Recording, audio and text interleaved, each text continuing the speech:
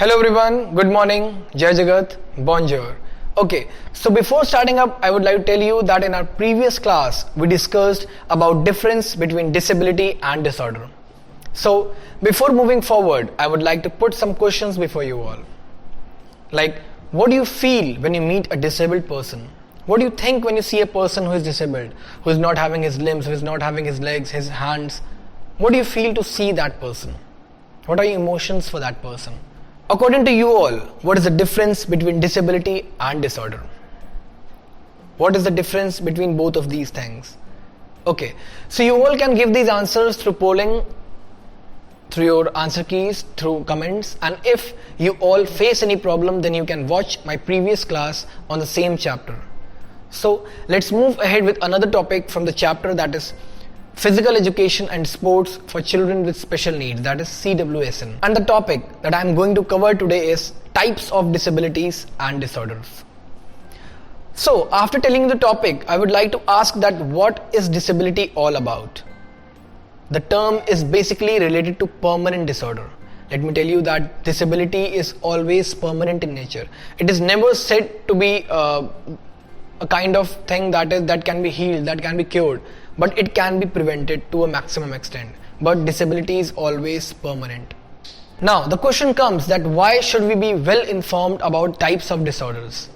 So let me tell you that once we get to know about different types of disorders, a person gets to know how to deal with the people having different disabilities, how to deal with the situation in which he faces a person with disabilities. So that is the point you should know. So before I move on with the further explanation on the topic, let us do this asana together so that you can get an insight as how it is done. So I request all of you to join me.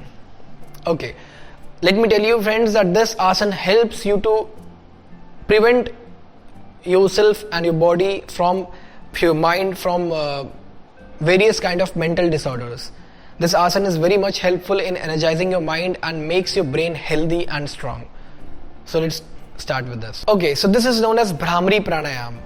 This is related with your breathing exercise. So first you need to do is you need to open your hands, move your wrist, 1, 2, 3, 4.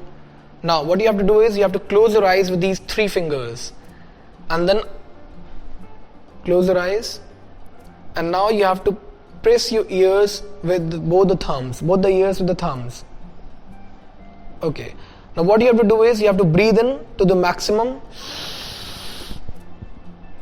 hold your breath, and now release your breath with a humming sound.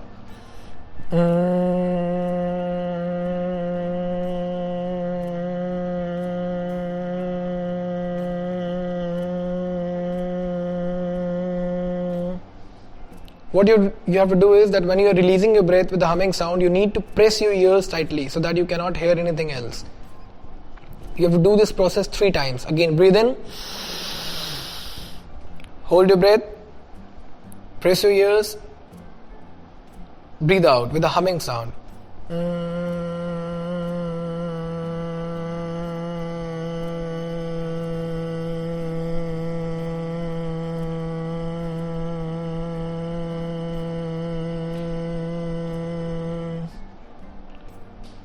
Exhale to the maximum. Do this process once again, and when you complete the process, you have to release your hands with a jerk. Like this. Open your eyes. Now breathe in to the maximum. Hold your breath for 5 seconds and release slowly. I hope that you all must have energized yourself after doing this pranayam, and this is related with breathing activity. Let me tell you friends and students that this pranayam helps to prevent a lot of and many types of disorders that are related with your mind. A lot of disorders that are sensory, that are you can say they are related with your brain. These disorders are prevented by doing this kind of pranayam, that is Bhramari and Anulom Vilom. So you need to practice all these pranayams to protect yourself and to secure yourself from such kind of disorders which are known as mental disorders or sensory disorders. So now we move on further with the topic, that is types of disabilities.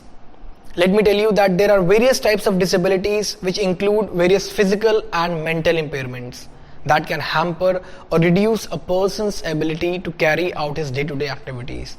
The person is not able to do his work properly with society.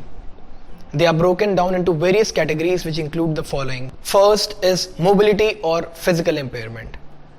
Let me tell you that it affects the mobility or a person's ability to use their upper or lower body.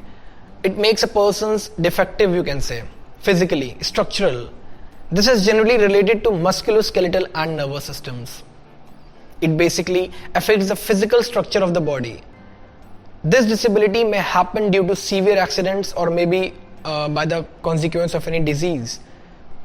Like for an example, a person who is fit but he met an accident and he lost his limb, he lost his hand, he lost his leg. So the person is said to be a disabled person because he needs crutches to walk.